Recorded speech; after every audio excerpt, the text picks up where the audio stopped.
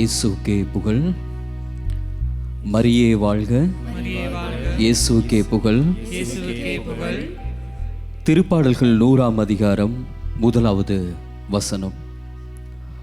ஆண்டவரை மகிழ்ச்சியுடன் வழிபடுங்கள், ஏனெனில் அவர் நல்லவர், என்றும் உள்ளது அவரது பேரன்பு. பிரியமானவர்களே, இன்றைய நாளில் ஆண்டவரோடு சந்திக்கின்ற இந்த நொடி பொழுது, இந்த மணித்தியாலம் உள்ளத்தின் ஆழத்திலிருந்து சந்தோஷத்தோடு மகிழ்ச்சியோடு ஆண்டவரை வழிபடுவோம்.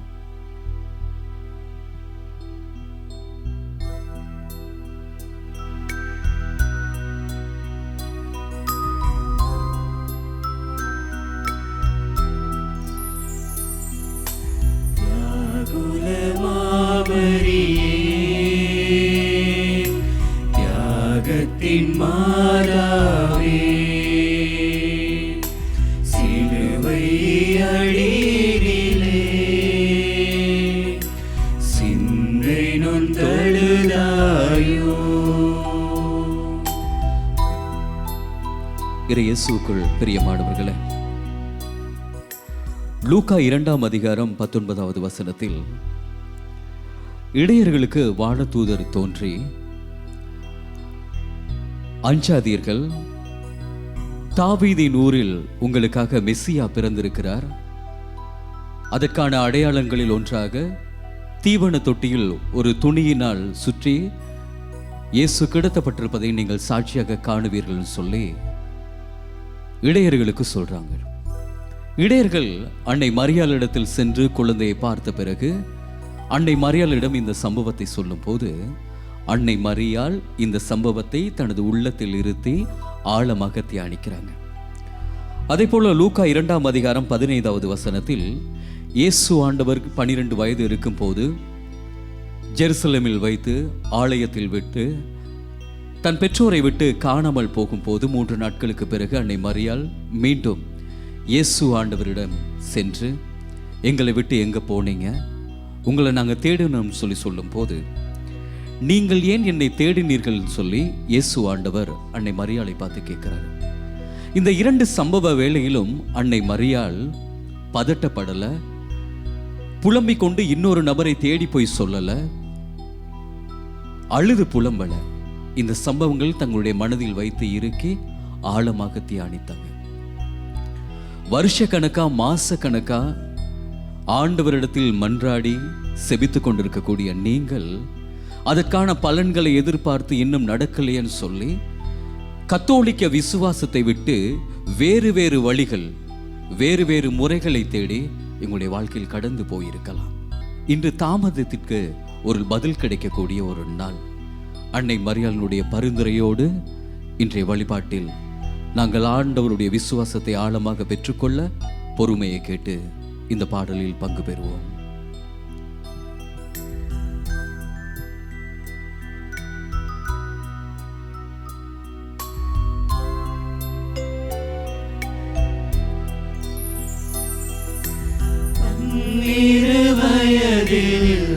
ஆலயத்தில் அன்று அறிஞர்கள் புகழ்ந்தவரை கரங்களை விரித்து கள்வனை போல் கழுமரத்தினில் கண்டதினார்.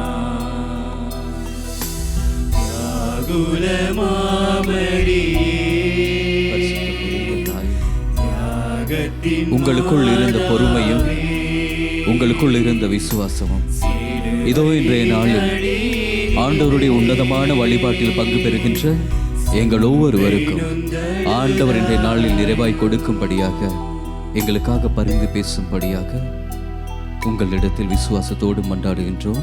எங்கள் உயிருள்ள தாயே, ஆமென். இயேசுவுக்கே புகழ். இயேசுவுக்கே புகழ். மரியே வாழ்க. மரியே வாழ்க. பிரியமானவர்களே, திருப்பாடல் 143ஆம் அதிகாரம் 6வது வசனம். உம்மை நோக்கி என் கைகளை உயர்த்துகின்றேன், வறண்டு போன நிலம் நீருக்காக தவிப்பது போல் என் உயிர் உமக்காக தவிக்கிறது, எங்களை விட்டு உம் முகத்தை மறைத்து விடாதேயும் சொல்லி. பிரியமானவர்களே, நீங்களும் நானும் ஆண்டவருடைய ஆசீர்வாதத்திற்காக ஒரு வறண்ட நிலம் போல இன்றைய நாளில் இந்த வழிபாட்டை பார்த்து கொண்டிருக்கக்கூடிய நீங்கள் இருக்கிறார். இன்றைய நாளில் ஆண்டவருடைய ஆசீர்வாதம் என்னிடத்திலும் உங்களிடத்திலும் நம் ஒவ்வொருவருடைய குடும்பத்திலும் நீரூற்றாய் ஒரு வறண்ட நிலத்தில் மிகப்பெரிய ஒரு நீர் மழை பொழிவது போல ஆண்டவர் இன்றைய நாளில் எங்கள் மத்தியில் ஆசீர்வாதத்தை பொழிய வல்லவராயிருக்கிறார். பிரியமானவர்களே, நீங்களும் நானும் செய்ய வேண்டியது விசுவாச கண்களை மூடுவோம். உங்கள் கண்களை மூடுங்க. விசுவாசத்தோடு கண்களை மூடி வலது கரங்களை உயர்த்துவோம். ஆண்டவரை நோக்கி உயர்த்துவோம். ஆண்டவரிடத்தில் சொல்லுவோம், பரிசுத்தம் நிறைந்த தகப்பனே, உம்முடைய வல்லமை, இரக்கம், அன்பு, பேரன்பு நிறைந்த உம்முடைய அழகான கண்கள் என்னை பார்த்ததால் தகப்பனே, இதோ இந்த வழிபாட்டில் நான் இன்று இருக்கின்றேன். இவ்வளவு கொடிய நோய்க்கு மத்தியிலும், இந்த உலகத்தை வாட்டுகின்ற நோய்க்கு மத்தியிலும் நான் உயிரோடு இருந்து உம்முடைய பிரசன்னத்தை, உம்முடைய வார்த்தையை, உம்முடைய திருவுடலை கேட்டு பார்த்து உம்முடைய ஆசீர்வாதத்தை பெற்றுக்கொள்ளப் போகிறேன் தகப்பனே.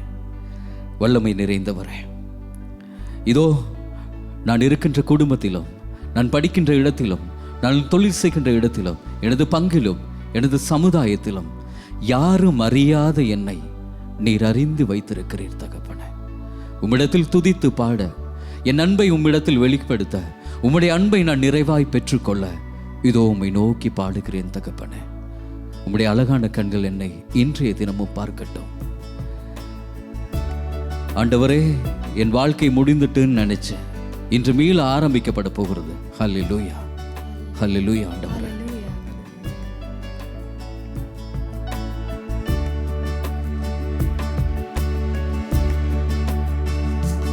யாரும் அறியாத என்னை நன்றாய் அறிந்து தேடி வந்த நல்ல நேசரே.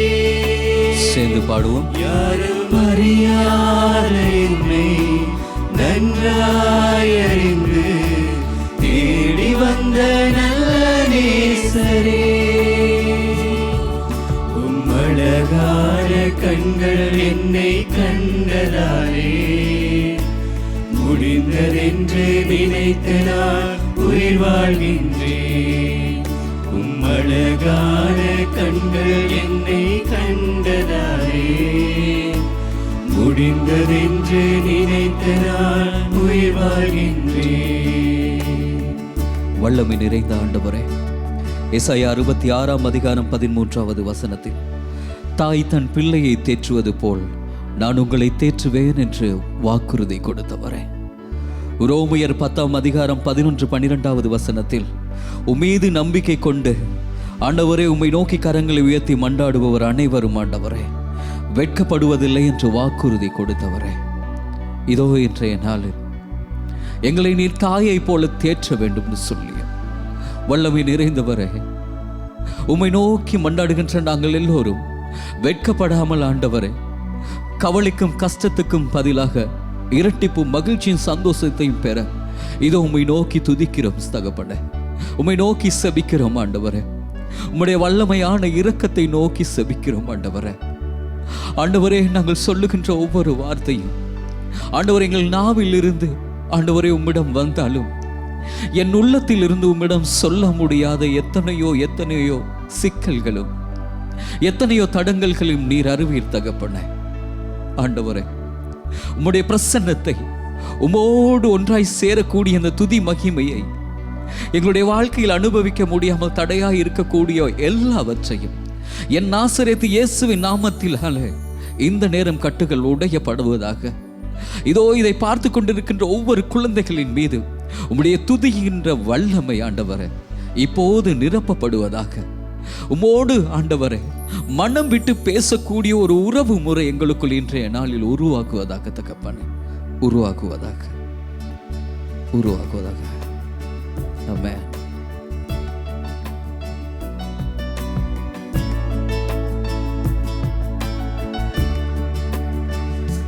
தூக்கி எறியப்பட்ட என்னை வேண்டுமென்று சொல்லி சேர்த்து கொண்ட நல்ல நேசரே. நன்றி ஆண்டவரே.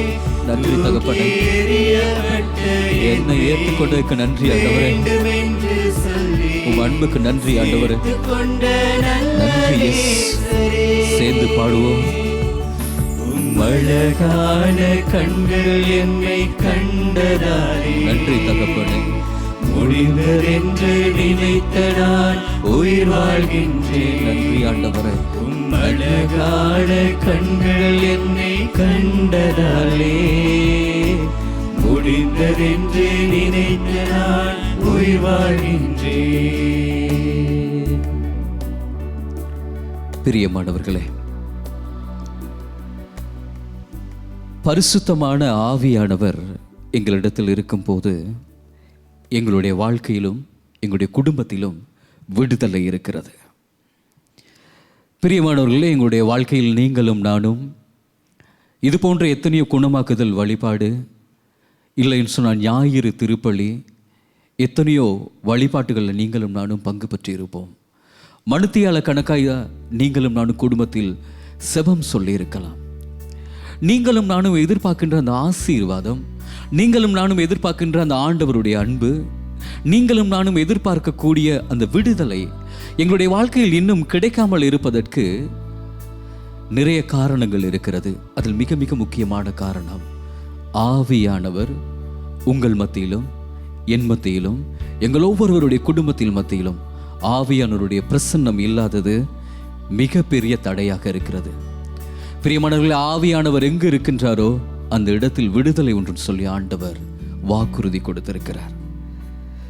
பிரியமானவர்களே, 2 கொரிந்தியர் 3:17 வசனத்தில் ஆண்டவரின் ஆவியால் இருக்கின்ற இடத்தில் எங்கள் ஒவ்வொருவருக்கும் விடுதலையும் இருக்கிறது. பிரியமானவர்களே, இதோ கரங்களை மூடி 2 கரங்களையும் கும்பிடுவோம். இல்லை என்றால் ஒரு கரத்தை நெஞ்சோடு வைத்து வலது கரத்தை பரிசுத்த ஆவியினுடைய உன்னத வீட்டை நோக்கி, பரலோகத்தை நோக்கி உயர்த்தி,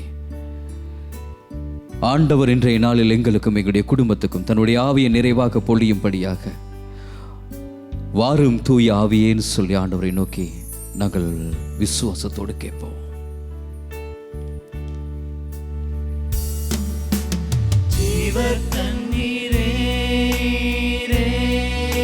ஆமாம் ஆண்டவரே, தாகம் தீர்க்கும் எங்களுக்கு ஆலோசனை சொல்லும் கர்த்தரே, ஆலோசனை கர்த்தரே, ஆளுகை செய்யும். சொல்லுங்க, எல்லோரும் சேர்ந்து பாடுவோம். வரும் தூய ஆவியே, உம் பிரசன்னத்தை வாஞ்சிக்கிறோம். உம் வல்லமையால் என்னை நிறைத்து நீராளுகை செய்யும்.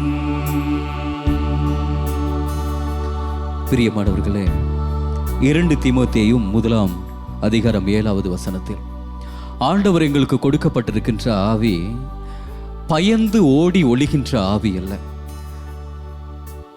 பலமும் அன்பும் தெளிவான முடிவும் எடுக்கக்கூடிய ஜீவ சக்தியுள்ள ஆவியை ஆண்டவர் எங்களுக்கு கொடுக்கிறார். பிரியமானவர்களே, மிக ஆழமான சத்தியமான ஒரு வார்த்தை. ஆவியானவருடைய மனதில் எப்படி யோசிக்கின்றார் என்பதை எங்கள் கடவுள் அறிந்து வைத்திருக்கிறார். ஆவியானவர் எப்படி எண்ணுகின்றார், ஆவியானவர் என்ன நினைக்கின்றார் என்பதை கடவுள் அறிந்து வைத்திருக்கிறார். கடவுளுடைய விருப்பம், கடவுளுடைய திட்டம் என்னவென்று ஆவியானவர் அறிந்திருக்கின்றார்.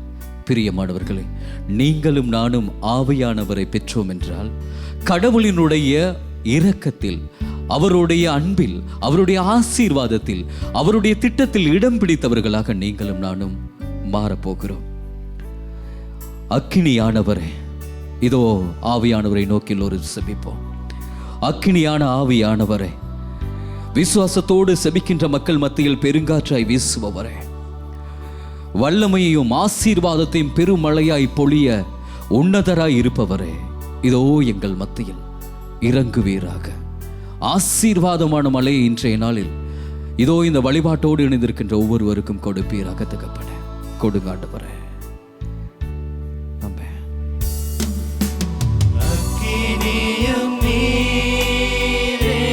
பெருங்காற்றும் நீரே, பெருங்காற்றும் நீரே, பெரும் மழை போலவே, பெருமழை போலவே ஆவியை ஊற்றுங்க தகப்பட. ஆவியை ஊற்றும். சேர்ந்து சொல்லும் வாரும் தூய் ஆவியன்னு சொல்லி, வாரும் தூய இரக்கம் நிறைந்த ஆவியானவரே, ஆவியே, இதோ எங்கள் மத்தியில் நீர் இறங்குவீராக. பிரசன்னத்தை உம்முடைய பிரசன்னத்துக்காக இதோ மண்டியிட்டு இருக்கும் உங்கள் பிள்ளைகள் மீது இறங்குவீராக. ஆண்டவரே இறங்கும் ஆண்டவரே, உம்முடைய அன்புக்காக காத்திருக்கின்ற எங்கள் குடும்பத்தின் மீது இறங்குவீராக. குடும்பத்து மீது இறங்கும் தகப்பனே. எங்கள் குடும்பத்தின் மீது இருக்கக்கூடிய ஆசீர்வாதம் தாமதமாகாமல் இன்றைய நாளில் வெளிப்பட நீர் இறங்குவீராக. ஆண்டவர் எங்களுடைய மனக்கண்கள் திறப்புவதாக, அபிஷேகமாய் எங்கள் உள்ளம் திறக்கப்படுவதாக. நன்றி இயேசு. ஆண்டவர் எங்கள் நாக்கட்டுகள் அவுக்கப்படுவதாக, ஆண்டவரே, எங்கள் குடும்பத்துக்கான பாதை திறக்கப்படுவதாக, திறக்கப்படுவதாக. எங்கள் தொழில்துறையில் ஆண்டவர் வெற்றிகள் திறக்கப்படுவதாக, எங்கள் நோய் நொடிகளில் இருந்து ஆசீர்வாதமான வாழ்க்கை ஆசீர்வதி தகப்பனே. மாறுவதாக நன்றி தகப்பனே. இயேசு. நன்றி ஒப்பு இயேசு. கொடுக்கிறோம். நன்றி இயேசு. நன்றி இயேசு. ஒப்பு கொடுக்கிறோம்.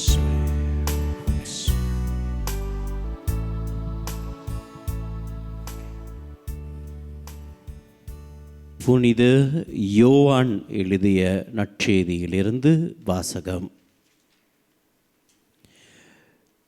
ஜேசு அங்கு வந்தபோது லாசரை கல்லறையில் வைத்து ஏற்கனவே 4 நாட்கள் ஆகியிருந்தது. பெத்தானியா எருசலேமுக்கு அருகில் ஏறக்குறைய 3 கிலோமீட்டர் தொலைவில் இருந்தது. சகோதரர் இறந்ததால் மார்த்தா மரியா இவர்களுக்கு ஆறுதல் சொல்ல பலர் அங்கே வந்திருந்தனர். ஜேசு வந்து கொண்டிருக்கின்றார் என்று கேள்விப்பட்டதும் மார்த்தா அவரை எதிர்கொண்டு சென்றார். மரியா வீட்டில் இருந்து விட்டார். மார்த்தா ஜேசுவை நோக்கி, ஆண்டவரே, நீர் இங்கு இருந்திருந்தால் என் சகோதரன் இறந்திருக்க மாட்டான். இப்போது கூட நீ கடவுளிடம் கேட்பதையெல்லாம் அவர் உமக்கு கொடுப்பார் என்பது எனக்கு தெரியும் என்றார். ஜேசு அவரிடம், உன் சகோதரன் உயிர்த்தெழுவான் என்றார். மார்த்தா அவரிடம், இறுதி நாள் உயிர்த்தெழுவின் போது அவனும் உயிர்த்தெழுவான் என்பது எனக்கு தெரியும் என்றார். ஜேசு அவரிடம், உயிர்த்தெழுதலும் வாழ்வும் நானே. என்னிடம் நம்பிக்கை கொள்வோர் இறப்பிலும் வாழ்வர். உயிரோடு இருக்கும்போது என்னிடம் நம்பிக்கை கொள்ளும் எவரும் என்றுமே சாக மாட்டார். இதை நீ நம்புகின்றாயா என்று கேட்டார்.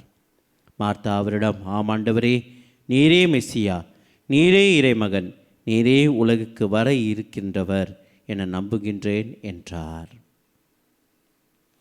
இது கிறிஸ்து வழங்கும் வாழ்வு தரும் நற்செய்தி. கிறிஸ்துவே உமக்கு புகழ்.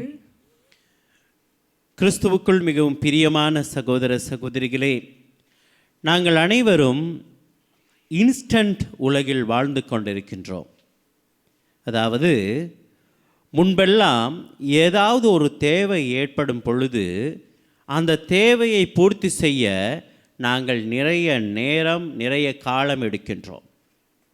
ஒரு சாதாரண ஒரு விஷயம், எங்கள் வீட்டில் ஒரு தோசை செய்ய வேண்டும் என்று வைத்துக்கொள்வோம். முன்பெல்லாம் அதற்கான பொருட்களை ஊற வைத்து அம்மியில் அரைத்து அதை வைத்து அதை புளிப்பேற்றி அடுத்த நாள் தான் தோசை செய்ய வேண்டும். ஆனால் இப்பொழுதெல்லாம் கேட்டு பாருங்கள், உடனே அதற்கான கலவை கடைகளில் இருக்கிறது. அதை வாங்கி அப்படியே தண்ணீர் ஊற்றி கரைத்து ஊற்றினால் உடனே தோசை வந்துவிடும். இன்ஸ்டன்ட், உடனே தேவைப்படுகின்ற விஷயங்களை உடனே பெற்றுக்கொள்கின்ற உலகத்தில் வாழ்வதினால் ஆண்டவருடைய ஆசீர்வாதம், ஆண்டவருடைய கிருபையும் உடனே எங்கள் வாழ்வுக்கு வர வேண்டும் என்பதுதான் பலருடைய எண்ணமாக இருக்கிறது. அதை நோக்கிதான் எங்களுடைய விசுவாசமும் கட்டப்படுகின்றது. எங்களுக்கு உடனே நடக்க வேண்டும். எது கேட்டவுடனும் அது உடனே நடக்க வேண்டும். அதனால் சில நேரம் தாமதிக்கின்ற பொழுது, ஆண்டவருடைய ஆசீர்வாதம் தாமதமாக கிடைக்கின்ற பொழுது எங்களால் பொறுத்து கொள்ள இயலாது. நிறைய பேர் ஆண்டவரை விட்டு, கிறிஸ்துவ விசுவாசத்தை விட்டு வேறு வேறு வழிகளில் ஆசீர்வாதங்களையும் அபிஷேகங்களையும் தேடி அலைகின்றதற்கு இதுதான் காரணம். உடனே நடக்காத பொழுது பொறுமை இல்லை எங்களிடத்திலே நாங்கள் அதை தேடி பெற்றுக்கொள்ள. எனக்கு அருமையானவர்களே, இந்த மாதிரியான ஒரு சந்தர்ப்பத்தில் நான் இன்று வாசித்த இந்த நற்செய்தி பகுதியிலே லாசர் இயேசுவினுடைய நண்பன். அந்த இரு சகோதரிகளும் இயேசுவுக்கு மிகவும் பிரியமான பிள்ளைகள். முதலாக இந்த சகோதரன், இந்த மார்த்தா மரியா என்பவருடைய சகோதரரான லாசர் நோயுற்ற பொழுது முதல் செய்தி அனுப்பப்படுகிறது யாருக்கு என்றால் இயேசுவுக்கு. நாங்கள் 11வது அதிகாரத்திலே பார்க்கின்றோம். அங்கே பெத்தானியாவில் வாழ்ந்த லாசர் என்னும் ஒருவர் நோயுற்றார். அவ்வூரில் தான் மரியாவும் அவருடைய சகோதரியும் மார்த்தாம் வாழ்ந்தார்கள். இந்த மரியா தான் ஆண்டவர் மீது நறுமணத்தை பூசி தம் கூந்தலால் அவரின் காலடிகளை துடைத்தவர். நோயுற்றிருந்த லாசர் இவருடைய சகோதரர். லாசரின் சகோதரிகள் இயேசுவிடம் ஆள் அனுப்பி, இவர்கள் வைத்தியரை நாடவில்லை அல்லது இவருக்கு மற்ற விதங்களில் இவருடைய நோயை குணமாக்கும் நபர்களிடத்தில் செல்லவில்லை. மாறாக இவர்கள் செல்கின்ற இடம் எது? இயேசுவிடத்தில் ஆள் அனுப்பி சொல்கின்றார்கள், உன்னுடைய நண்பன் நோயுற்று இருக்கின்றான் என்று. இப்பொழுது என்ன நடக்க வேண்டும்? இயேசு நண்பனாக இருக்கிறார். நான் வாசித்த பகுதியிலே இந்த பெத்தானியா எருசலேமுக்கு ஏறக்குறைய 3 கிலோமீட்டர் தொலைவில் தான் இருக்கிறது. அந்த காலத்தில் 3 கிலோமீட்டர் என்பதெல்லாம் ஒரு பொருட்டே அல்ல. அவர்கள் இலகுவாக வந்திருக்கலாம். ஆனால் என்ன நடக்குது பிரியமான பிள்ளைகளே? நோயுற்றிருக்கிறார் என்று அறிவித்த பிற்பாடும் இயேசு வரவில்லை. என்ன மனுஷன் ஐயா, நண்பனாயிச்சே, உடனே வர வேண்டாமா? எத்தனையோ இடங்களுக்கு போய் சுகம் கொடுக்கிறாரே, உயிர்த்தலை செய்கிறாரே, சொந்த நண்பனாச்சே, உடனே வர வேண்டாமா? வரவில்லை. பிரியமான பிள்ளைகளே, இந்த மார்த்தா மரியா சகோதரிகளை பார்த்து சுற்றத்தார் என்னென்ன சொல்லியிருப்பார்கள்? ஜேசுன்னு போனீங்களே, வந்தாரா? அவசரத்துக்கு வந்தாரா அந்த மனுஷன்? வரும்போதும் போகும்போதும் தேநீர் கொடுத்தீங்களே, சாப்பாடு கொடுத்தீங்களே, இப்போ வந்தாரா? அனாதையாக இல்லையா விட்டுட்டாரு? எல்லா இடத்துக்கும் போய் அந்த மனுஷன் சுகம் கொடுக்குறாரே, உங்கள் வீட்டுக்கு வந்தாரா? கேள்விகள் பல கேட்கப்பட்டு இருக்கும்.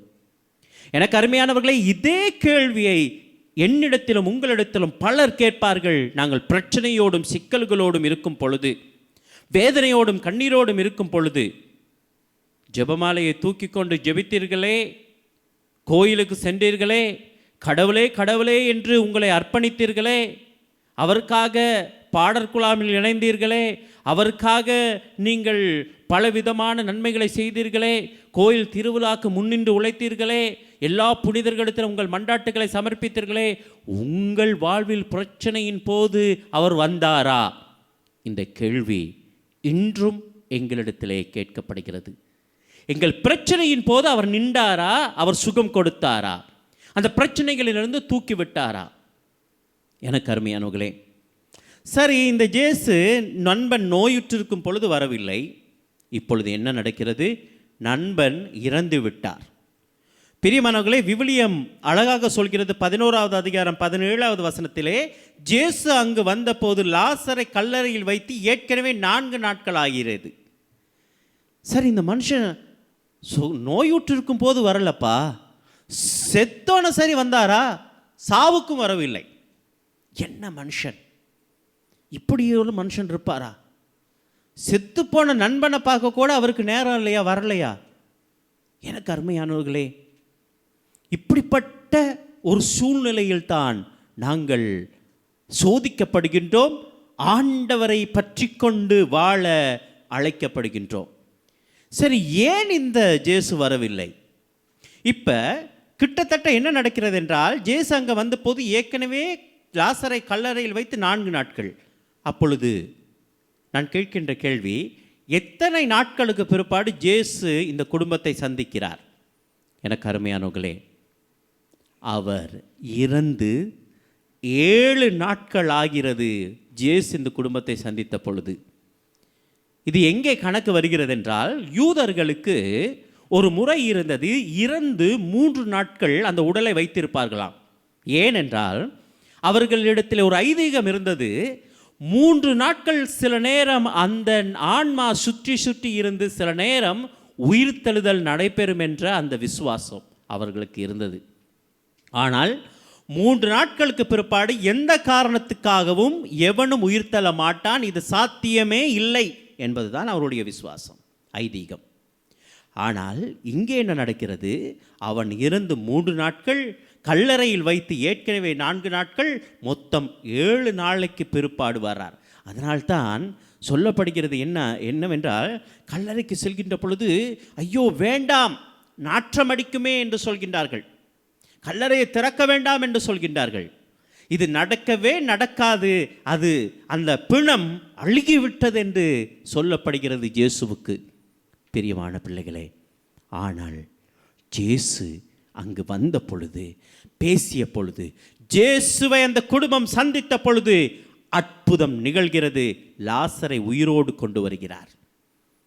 நடக்காது, நடக்கவே முடியாது என்று சொல்லப்பட்ட ஒரு இடத்தில் ஒரு அற்புதத்தை ஆண்டவர் நடத்தி காட்டுகிறார். ஏனென்றால் இந்த குடும்பத்தை வெகுவாக அன்பு செய்தார். ஆகவே எங்கெல்லாம் நற்செய்தி அறிவிக்கப்படுகிறதோ அங்கெல்லாம் இந்த குடும்பம் பேசப்பட வேண்டும் என்று ஆண்டவருடைய திட்டம். சில நேரம் யோசித்து கொண்டிருக்கின்றீர்களா, ஐயோ நான் விரும்பியது நடக்கவில்லையே என்று? சில நேரம் யோசித்து கொண்டு இருக்கின்றீர்களா, உங்களுடைய மகளுடைய திருமண காரியங்கள் ஏன் நடக்கவில்லை? என்னுடைய வியாபாரம் ஏன் இப்படியாக இருக்கிறது? என்னுடைய இந்த கடன் தொல்லையிலே நான் அப்படியே மூழ்கடித்து கொண்டிருக்கிறேனே, ஏன் மன்றாடியும் ஆண்டவர் இன்னும் கேட்கவில்லை? ஏன் நான் ஜெபித்தும் என் ஜெபத்துக்கு பதில் இல்லை என்று சொல்லி நீங்களும் கவலை கொண்டு இருக்கின்றீர்களா, ஏக்கத்தோடு இருக்கின்றீர்களா? எனக்கு அருமையானவர்களே, ஆண்டவர் தாமதிக்கின்றார் என்றால் உங்கள் வாழ்வில் ஏதோ பெரிதாக அற்புதம் செய்ய போகின்றார் என்ற அர்த்தம். இந்த குடும்பத்திற்கு தாமதமாக வந்தார். ஏற்கனவே அவர் நோயுற்றிருக்கும் பொழுது வந்திருந்தால், சில நேரம் அவர் கையை வைத்து குணமாக்கி இருந்தால் அவங்கள பற்றி யாரும் கணக்கெடுத்திருக்க மாட்டாங்க. சில நேரம் இறந்த பிற்பாடு உடனே வந்து அவர் உயிர்த்தெழுதல் செய்தால் 3 நாட்களுக்குள் தானே உயிர்த்தெழ செய்தார் என்று சொல்லி கணக்கெடுத்திருக்க மாட்டாங்க. ஆனால் நடக்கவே நடக்காது என்ற இடத்தில் அற்புதத்தை செய்த பிற்பாடு இந்த குடும்பத்தை பற்றி எல்லோரும் பேசினார்கள். அது மாத்திரமல்ல, இயேசுவின் நிமித்தம் லாசரை கொன்றுவிடலாம் என்று கூட அவர்கள் சிந்தித்தார்கள். எனக்கு அருமையானவர்களே, பிரச்சனையில் இருக்கும் பொழுது, சிக்கல்கள் இருக்கும் போது ஆண்டவர் வராவிட்டால் என்ன? ஆண்டவர் என் ஜெபத்தை கேட்காவிட்டால் என்ன? ஆண்டவர் என்னை குறித்து ஏதோ பெரிய காரியம் செய்ய போகிறார், என் குடும்பத்தை குறித்து ஏதோ பெரிய காரியம் செய்ய போகின்றார். அதனால் பிரியமான பிள்ளைகளே, உங்கள் குடும்பத்திலே நீங்கள் ஜெபித்தும் ஒரு விஷயம் நடக்காமல் இருக்கும் பொழுது, என் மகளுக்காக ஜெபிக்கிறேன், திருமண காரியத்துக்காக தடைப்பட்டு கொண்டே இருக்கிறது, நான் புதிய வீடு வாங்க வேண்டும், நான் ஜெபித்து கொண்டிருக்கிறேன், தடைப்பட்டு கொண்டே இருக்கிறது, ஒரு புதிய தொழிலுக்கு நான் போக ஆசை கொள்கிறேன், தடைப்பட்டு கொண்டே இருக்கிறது. அப்படி என்றால் ஆண்டவரிடத்திலே ஜெபித்தும் ஒப்பு கொடுத்தும் நடைபெறவில்லை என்றால், எனக்கு அருமையானவர்களே, ஆண்டவர் ஏதோ பெரிய காரியம் செய்ய போகின்றார் உங்கள் குடும்பத்திற்கு, பெரிய விஷயம் செய்ய போகின்றார் உங்கள் குடும்பத்திற்கு. நீங்கள் நினைப்பதற்கும் கேட்பதற்கும் மேலாக ஒரு ஆசீர்வாதத்தை அவர் கொடுக்க போகின்றார் என்ற அர்த்தம் பிரியமான பிள்ளைகளே. ஏனென்றால் அவருக்கு தெரியும் எங்கள் தேவைகள், அவருக்கு தெரியும். நன்றாக கவனியுங்கள், 5000 பேருக்கு அப்பம் கொடுக்கின்ற அந்த அற்புதத்திலே யாருமே போய் ஆண்டவரிடத்திலே சொல்லவில்லை, எனக்கு பசி, எங்கள் குடும்பமாக நாங்கள் வந்திருக்கின்றோம், 3 நாட்கள் உங்களுடைய பேச்சை கேட்டுக்கொண்டிருக்கின்றோம் என்று யாருமே ஆண்டவரிடத்திலே போய் சொல்லவில்லை. ஆண்டவர் அவர்கள் தேவைகளை அறிகின்றார். ஆம், 3 நாட்கள் இந்த பிள்ளைகள் பட்டினியோடு இருக்கின்றது, 3 நாட்கள் தேவையோடு இருக்கிறது என்று ஆண்டவர் அவர்கள் தேவைகளை அறிந்தவராக செயல்படுகின்றார். பிரியமான பிள்ளைகளை, அவர் அறிந்திருக்கின்றார், அவராக முன்வந்து அவர்கள் தேவைகளை சந்திக்கின்றார். ஏன்? ஆண்டவரையே உற்று பார்த்து கொண்டிருந்தார்களே, ஆண்டவருடைய பேச்சை கேட்பதற்காக 3 நாட்கள் எல்லாவற்றையும் தியாகம் செய்திருந்தார்களே, அதனால் ஆண்டவர் அவர்கள் தேவைகளை சந்திக்கின்றார். பிரியமான பிள்ளைகளே, ஒரு காலமும் எங்களுடைய ஜெபங்கள் தோத்து போகாது. ஆண்டவரே ஆண்டவரே என்று பற்றி கொண்டிருக்கின்றீர்களா? உங்கள் அந்த பற்றுறுதியிலே நீங்கள் ஒரு காலமும் தோல்வி காண மாட்டீர்கள். ஆண்டவரே ஆண்டவரே என்று குடும்பமாக சேர்ந்து முழங்காலிட்டு ஜெபித்து கொண்டிருக்கின்றீர்களா? அந்த ஜெபம் பயன் கொடாமல் போகாது. பிரியமான பிள்ளைகளே, நிச்சயமாக ஆண்டவர் அதற்கான அந்த ஜெபத்துக்கான பதிலை நிச்சயம் தருவார். அவர் தரும் பொழுது எப்படி இருக்கும் என்றால் இரட்டிப்பான ஆசீர்வாதமாக இருக்கும். அது நீங்கள் நினைப்பதற்கு மேலான ஒரு ஆசீர்வாதமாக இருக்கும். நீங்கள் ஒரு சாதாரண திருமணத்தை உங்கள் மகனுக்கு யோசித்து இருப்பீர்கள். ஆனால் ஆண்டவர் தாமதமாக செய்தாலும் அதை நிறைவாக செய்வார். கானா ஊரிலே திருமண விழாவிலே ஆண்டவர் திராட்சை ரசத்தை உண்டு பண்ணும் பொழுது என்ன நடக்கிறது? அவர் முழுமையானதாக அவர் நிரப்புகின்றார். அந்த பாத்திரங்கள் நிரம்பி வழிந்தது. அதுபோல் உங்கள் குடும்பத்தின் ஆசீர்வாதங்கள் நிரம்பி வழியும். பிரியமான பிள்ளைகளே, இங்கே இன்னொரு விஷயத்தையும் நாங்கள் கவனிக்கின்றோம். இந்த சகோதரிகள் அழுது கொண்டு இருக்கின்ற பொழுது இயேசு என்ன சொல்கின்றார்? அந்த சகோதரிகளை அழ வேண்டாம் என்று சொல், அந்த பிள்ளைகளை அழ வேண்டாம் என்று சொல், எல்லாம் நல்லதாக நடக்கும் என்று தூரத்திலிருந்து ஆறுதல் சொல்கின்ற ஒரு கடவுளை நாங்கள் பார்க்கவில்லை. மாறாக என்ன நடக்கிறது? அவர் அருகில் அமர்ந்து இயேசுவும் கண்ணீர் விட்டு அழுதார் என்று சொல்லப்படுகிறது. பிரியமான பிள்ளைகளே, நானும் நீங்களும் வேதனையோடு இருக்கும் பொழுது, எங்கள் குடும்பம் பிரச்சனையோடு இருக்கும் பொழுது, சிக்கலாக இருக்கும் பொழுது, எங்களுடைய ஆண்டவர் தூரத்திலிருந்து ஏன் அழுகின்றீர் என்று கேட்கின்ற ஆண்டவர் அல்ல. பிரியமான பிள்ளைகளே, கூட இருந்து எங்களுக்காக அழுகின்ற ஆண்டவர், எங்களுடைய துக்கத்தில் பங்கு கொள்கின்ற ஆண்டவரை நானும் நீங்களும் பெற்றிருக்கின்றோம். இன்னும் சிறிது நேரத்தில் இங்கே அந்த ஜீவனுள்ள ஆண்டவருடைய பிரசன்னத்தை அனுபவிக்க போகின்றோம்.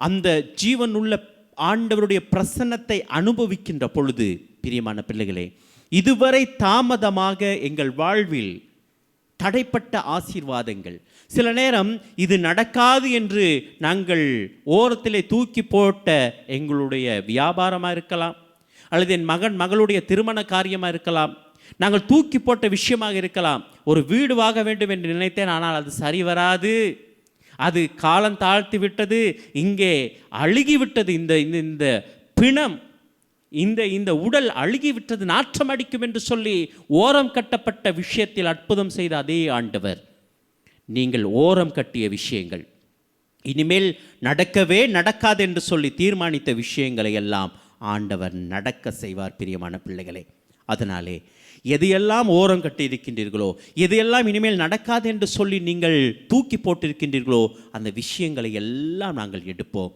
இங்கே ஜீவனுள்ள ஆண்டவர் பாதத்திலே நாங்கள் வைப்போம். நீங்கள் எங்களிடத்தில் அனுப்பிய அனைத்து விண்ணப்பங்களும் இங்கே வைக்கப்பட்டிருக்கிறது. இந்த விண்ணப்பங்கள் அனைத்தும் ஆண்டவர் பாதத்திலே நாங்கள் வைத்து ஜெபிக்க இருக்கின்றோம்.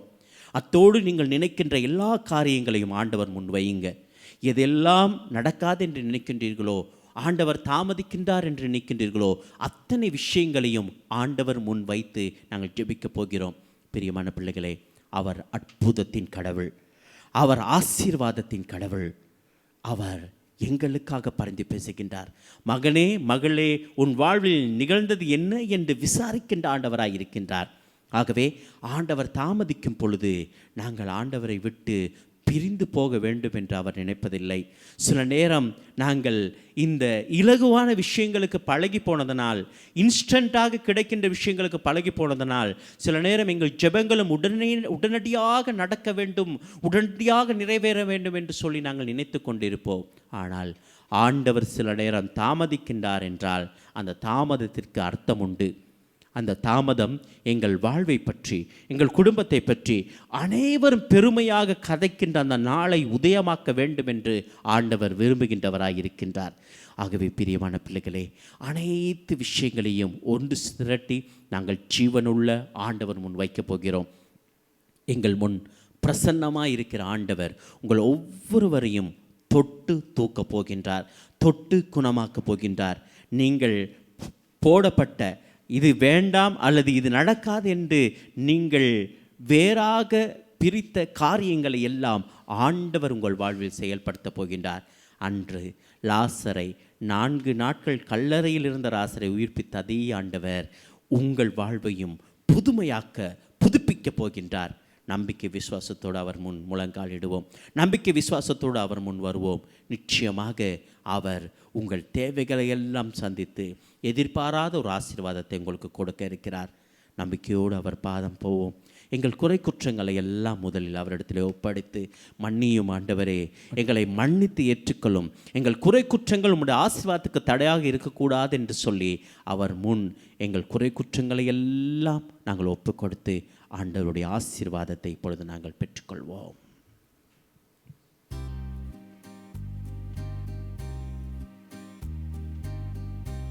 இயேசுக்குள் பிரியமானவர்களே, எல்லோரும் இருக்க இடங்களில் இருந்து முழங்கால் படியிடுவோம். மத்தேயு 28 வசனம், இதோ உலகம் முடியும் வரை என்னாலும் உங்களுடன் நான் இருக்கிறேன் என்று வாக்குறுதி கொடுத்த ஆண்டவர் இதோ தன்னுடைய திரு உடலால் நற்கருணை மூலமாக இதோ உயிருடன் எங்களுக்கு காட்சி கொடுக்க போகிறார். இயேசு அதிகமாக தேடி அன்பு செய்த அதே சீடர்கள் இயேசுவை கண்டு கொள்ளாத நேரம் எம்மாவூஸ் ஊரில் அப்பத்தை உடைத்து சீடர்களுடைய கண்களை திறந்த அதே இயேசு அவரை அப்பா என்று அழைத்து கொண்டிருக்கக்கூடிய இதோ எங்களுக்கும் இன்று கண்களை திறந்து ஆண்டவரை காணக்கூடிய ஆசீர்வாதம் கொடுக்க போகிறார். அனைவரும் முழங்கால் படியிட்டு நமஸ்காரம் பண்ணுவோம்.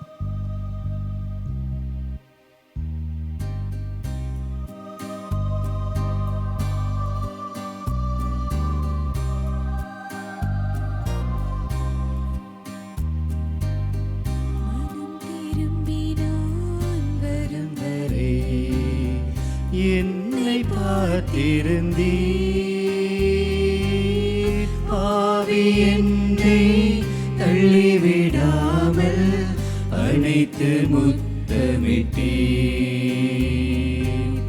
பிதாவே நான் பாவிதான், பாவிதான், பாவிதான், என் மேல் இரக்கம் வையும்.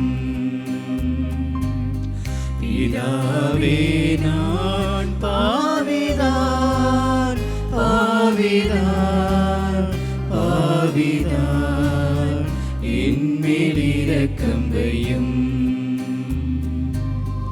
என் மேல் இரக்கம் வையும். இயேசுக்குள் பிரியமானவர்களே, இதோ உங்கள் மின்னன் முன்னும் உயிரோடு வீட்டிருக்கக்கூடிய நற்கருணை ஆண்டவர். ஆமென். பாவம் செய்த குற்ற உணர்ச்சியோடும் வேதனையோடும் இதோ இந்த நேரம் ஆண்டவருடைய முகத்தை பார்த்து கொண்டிருக்கக்கூடிய ஒவ்வொருவருக்கும் ஆண்டவர் வா மகனே மகளேன்னு சொல்லி பேர் சொல்லி அழைக்கிறார். நன்றி இயேசுவே. பிரியமானவர்களே, உங்களுக்கு தெரியும்,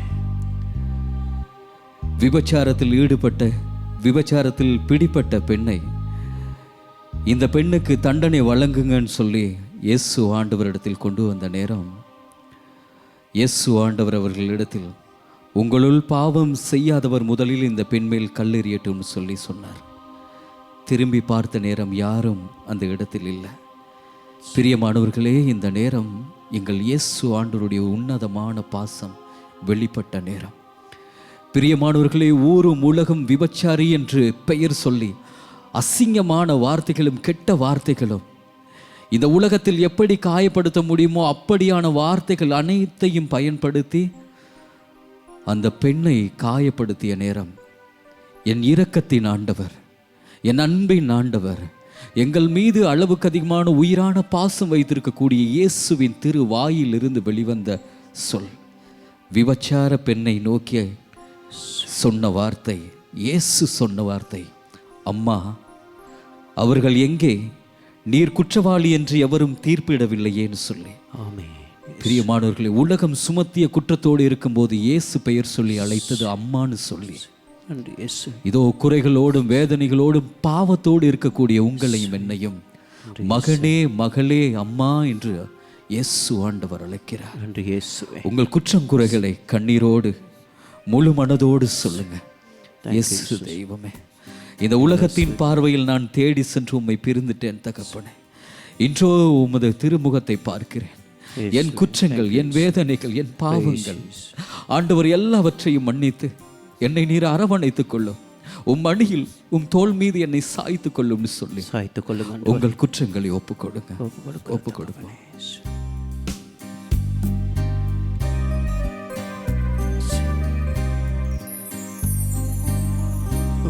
உலக செல்வத்தை தேடியே உம்மை பிரிந்து சென்றேன்.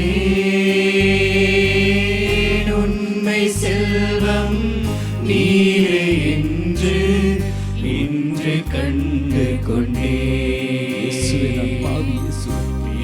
கொண்டே என் பாவங்களை மன்னியும் தகப்பனே. உமது அன்பினால் என்னை ஏற்றுக்கொள்ளும் தகப்பனே. உம்முடைய இரக்கத்தினால் என்னை மன்னியும். ஆசீர்வதியும் பிதாவே. இதோ இந்த நேரம் ஒப்பு கொடுக்கிறோம் என்னை பிதாவே. வேதனையில் இருந்து மீட்க என்னை எங்கள் மன்னியும். அனைவரையும் ஆசீர்வதித்து இந்த காயத்திலிருந்து வெளிவர என்னை காயத்தை மன்னியும். கட்டும் தகப்பனே. ஆண்டவரே, வெளிவர நினைக்கிறேன், வெளிவர உதவி செய்யும் முடியாமல் தகப்பனே. தவிக்கிறேன் தகப்பனே. மீட்டருளும் ஆண்டவரே. உம்மால் முடியும். ஒப்பு கொடுக்கிறோம் அப்பா. உம்மை நான் நம்புகிறேன் நம்புகிறோம் உம்மை நான் தகப்பனே. விசுவசிக்கின்றேன். விசுவசிக்கிறோம் அப்பா. ஆண்டவரே, உண்மை தவிர காயங்களை கட்டும் ஆண்டவரே, இந்த பாவத்திலிருந்து என்னை விடுவிக்க யாராலும் முடியாது. யாராலும் முடியாது தகப்பனே. ஆண்டவரே, என்னை குணப்படுத்துங்க அப்பா. உன்னை தவிர வேற யாராலும் முடியாது காயங்களை தகப்பனே. கட்டுங்க தகப்பனே. ஆண்டவரே, உடல் நோயை போக்க எத்தனை மருத்துவர் இருந்தாலும் ஆமாம். என் உள்ளத்தில் படிந்திருக்கக்கூடிய இந்த பாவ நோயை சுகப்படுத்த உன்னால் மட்டுமே முடியும். சுகப்படுத்துங்கப்பா. நன்றி சுகப்படுத்தும். இயேசு. நன்றி இயேசு. நன்றி இயேசுவே. ஹல்லேலூயா. ஹல்லேலூயா. ஹல்லேலூயா. நன்றி இயேசுவே. நன்றி இயேசுவே. ஹல்லேலூயா. ஹல்லேலூயா. ஹல்லேலூயா. இயேசுவே ஆண்டவர். இயேசுவே ஆண்டவர். இயேசுவே ஆண்டவர். இயேசுவே ஆண்டவர். இயேசுவே ஆண்டவர். இயேசுவே ஆண்டவர். பிரியமான பிள்ளைகளே, இது ஜீவன் உள்ள ஆண்டவர் எங்கள் முன் வீற்றிருக்கின்றார். ஆமென். எங்கள் வாழ்வில் சில நேரம் தாமதங்கள் ஏற்படுகிற பொழுது நாங்கள் சோர்ந்து போகின்ற அந்த நிமிஷங்களில் எல்லாம் எங்கள் முன் வந்து, மகனே மகளே அழாதே என்று சொல்லி எங்களை விசாரிக்கிற ஆண்டவர். உங்கள் குடும்பங்களையும் ஆண்டவர் விசாரிக்கின்றார். ஆமென். பிரியமான பிள்ளைகளே, தொடக்க நூலிலே ஆகார் என்ற அந்த பெண்மணி அழுது கொண்டிருந்த நிமிஷம் ஆமென். ஆண்டவர் அவளை பார்த்து விசாரிக்கிறார். மகளே, உனக்கு நிகழ்ந்தது என்ன? உன் வாழ்வில் நிகழ்ந்த அத்தனையும் நான் அறிவேன் என்று சொல்லி ஆறுதல் கொடுக்கின்றார். ஆமென். இதோ இந்த நிமிஷம், மகனே மகளே, இந்த ஆண்டவரை உற்று பார்த்து கொண்டிருக்கின்ற உன் வாழ்வில் எல்லாவற்றையும் ஆண்டவர் அறிந்திருக்கின்றார். ஆமென். ஒவ்வொரு விஷயத்தையும் அறிந்திருக்கின்றார். ஆமென். யாரிடமும் சொல்ல முடியாத அந்த வேதனைகள், இரவிலே தலையணையை முகத்தில் புதைத்து நீ அழுத அந்த நிமிஷங்கள், ஆமென். கணவனுக்கு சொல்ல முடியாத அந்த பிரச்சனைகள், ஆமென். மனைவியிடத்திலே சொல்ல முடியாத அந்த வேதனைகள், ஆமாண்டவர். நீ தனியாக அழுத அந்த நிமிஷங்கள் ஒவ்வொன்றையும் ஆண்டவர் அறிந்திருக்கின்றார். மகளே மகனே, ஆமா. ஒப்பு கொடுப்போம். ஒப்பு கொடு. ஆண்டவர் எங்கள் காயங்களை கட்டுகின்றார். ஆமென். மனதில் ஏற்பட்ட அந்த வருத்தங்களை கட்டுகின்றார். ஆமென். எப்பொழுதோ யாரோ பேசிய அந்த வார்த்தை என் உள்ளத்தை புண்ணாக்கியது. ஆமென். நான் நம்பி வந்த அந்த உறவு, நம்பிக்கையோடு இருந்த அந்த உறவு ஆமென். உங்களை தூக்கி வீசிய பொழுது ஆண்டவர் தன் உள்ளங்கையில் உங்களை சுமந்து வந்திருக்கின்றார். ஆமென். ஒப்பு கொடுப்போம் எல்லாவற்றையும். நன்றி இயேசு. ஆண்டவர் எங்களை குணப்படுத்த ஆசையா இருக்கிறார். ஆமென். எங்களை ஒப்பு கொடுப்போம். நன்றி இயேசுவே. நன்றி இயேசு. நன்றி இயேசுவே.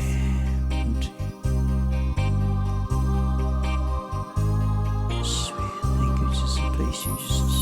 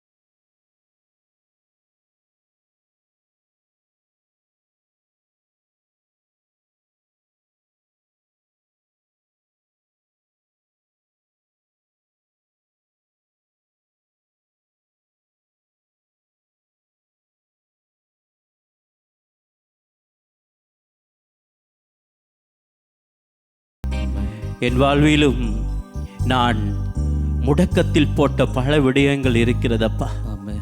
சரி வராது, இனி இது ஒன்றுக்கும் உருப்படாது என்று சொல்லி நான் சில காரியங்களை முடக்கத்தில் வைத்திருக்கிறேன். ஆமா இயேசு. ஆண்டவரே, இன்று அவை அனைத்தையும் மீண்டும் எடுக்கும் சொல்ல நீர் எனக்கு கட்டளை இடுகின்றேன். நன்றி ஆண்டவரே. நன்றி இயேசுவே. ஆண்டவரே, என் கணவன் குடிக்கின்றார், அவரை திருத்த முடியாது என்று சொல்லி நான் கைவிட்ட விஷயம், என் மகனுடைய வாழ்க்கை இனிமே சரிவராதென்று கைவிட்ட விஷயம், என்னுடைய வாழ்க்கையில் இது ஒன்றும் இனிமேல் நடக்காது என்று கைவிட்ட விஷயங்களை எல்லாம் மீண்டும் எடுக்க சொல்கின்றீர் ஆண்டவரை. ஆண்டவரே, கண்ணை மூடி உம்முடைய அந்த நாமத்தை உச்சரிக்கும் பொழுது, மனக்கண்ணில் உன்னை பார்க்கும் பொழுது என் உள்ளத்தில் ஆறுதல் பிறக்கிறது ஆண்டவரை. ஒப்பு கொடுக்கிறோம் தகப்பனே. இதை பார்த்து கொண்டிருக்கின்ற ஒவ்வொரு குடும்பத்தையும் ஒப்பு கொடுக்கிறோம். அவர்களுடைய வேதனைகளை, கஷ்டங்களை, கவலைகளை, கண்ணீரை ஒப்பு கொடுக்கிறோம். மார்த்தா மரியாள் அருகில் அமர்ந்து நீரும் அழுது ஆறுதல் சொன்ன அதே தேவனாய் இருக்கிறபடியினால் அப்பா, எங்களுக்கு ஆறுதல் சொல்ல மனிதர்கள் இல்லை. வாரும் ஆண்டவரே, எங்கள் குடும்பத்துக்குள்ளாக வாரும். என் மகனுடைய வாழ்க்கைக்குள்ளாக வாரும். என் பொருளாதாரத்துக்குள்ளாக வாரும் ஆண்டவரே. உடைக்கப்பட்ட என் உள்ளத்துக்குள் வாரும் ஆண்டவரே. கவலையோடு இருக்கிற என் கண்ணீருக்குள் வாரும் தகப்பனே. என்னை குணப்படுத்தும் அப்பா. என்னுடைய உள்ளத்தின் அந்த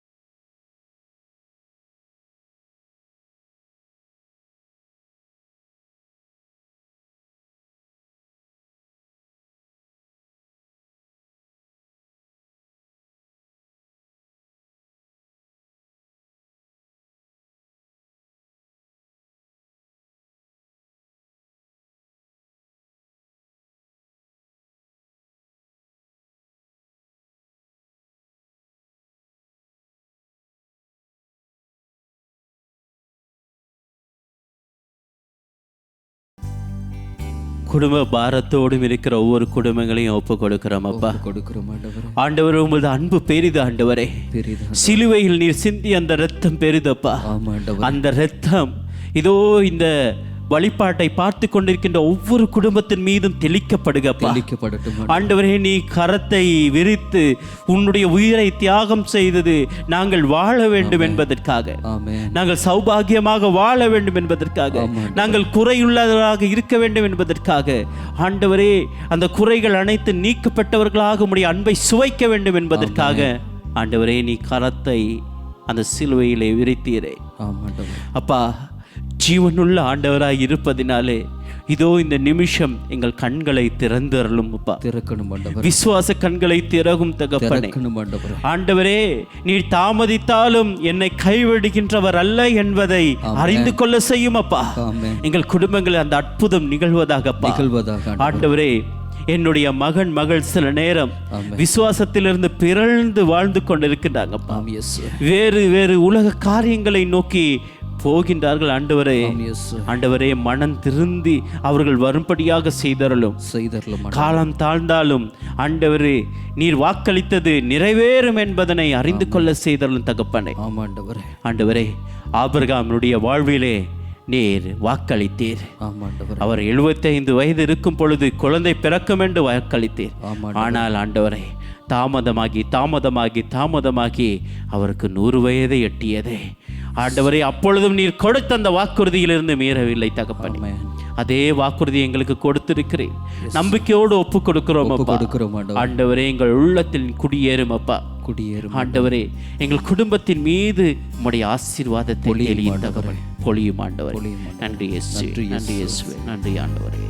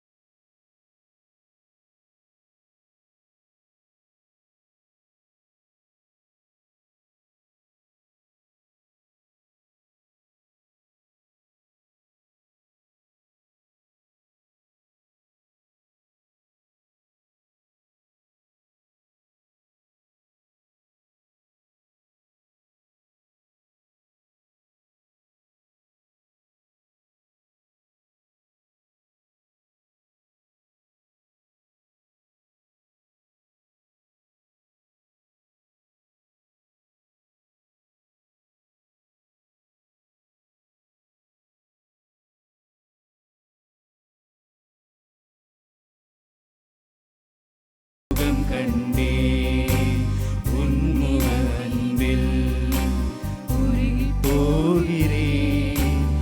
எந்த மனம் உன் நினைவை வாழ கேட்கிறேன். பிரியமான சகோதர சகோதரிகளே, ஜீவனுள்ள ஆண்டவர் எங்கள் ஒவ்வொருவரையும் ஆசீர்வதிக்க காத்திருக்கிறார். அவருடைய அந்த முடிவில்லாத ஆசீர்வாதத்தை இப்பொழுது முழங்கால் பாடியிட்டு தலை வணங்கி இதை பார்த்து கொண்டிருக்கின்ற ஒவ்வொருவரும் உங்களை அர்ப்பணித்து பெற்றுக்கொள்வோம்.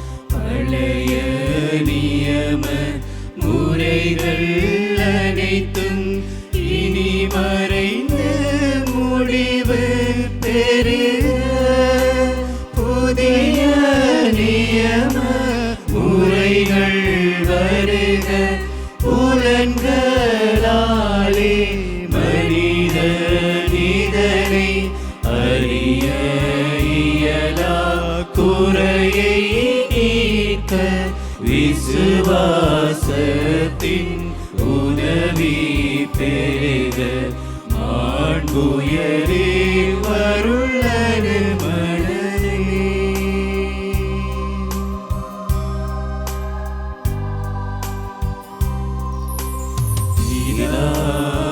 அவர்க்கும் சுதனவர்க்கும் புகழ்ச்சியோடு வெற்றியார்க்கும் மீட்பின் பெருமை மகிமையோடு வலிமை வாழ்த்து யாவுமாக இருவரிடமாய் வருகின்றவரா தூய ஆவியானவர்க்கும் அளவில்லாத சமமான புகழ்ச்சி என்றுமே உண்டாக.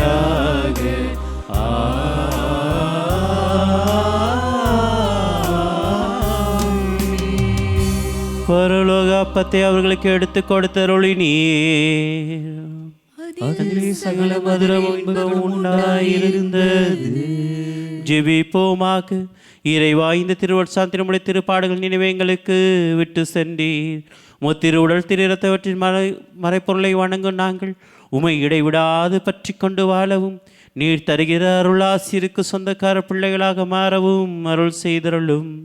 என்றென்று வாழ்ந்து ஆட்சி செய்கின்றவர் வழியாக உமை மண்டாடுகின்றோம்.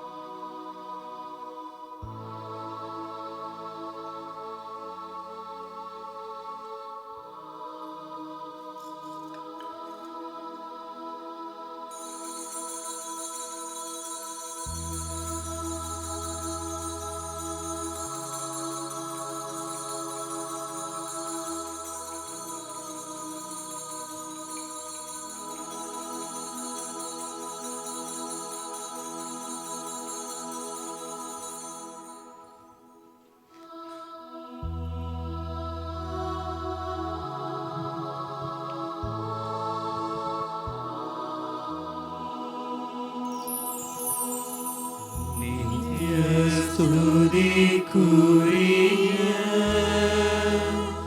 பரிசுத்த நற்கருணைக்கு பக்தியாய் ஆராதனை எத்திசையும் புரிவோம்.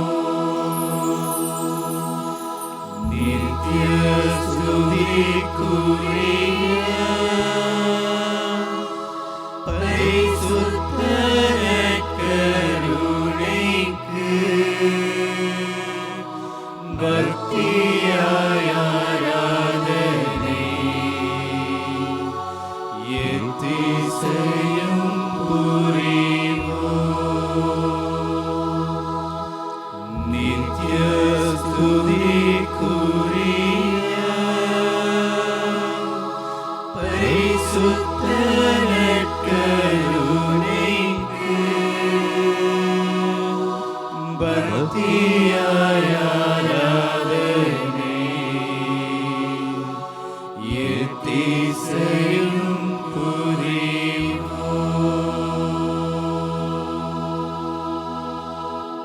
ஜேசுனுடைய அச்சிஷ்ட சிலுவை அடையாளத்தினாலே எங்கள் சத்துருக்கள் ரட்சித்துக் கொள்ளும் எங்கள் சர்வேஸ்வரா பிதா சுதன் பரிசுத்தாவின் பேராலே ஆமென்.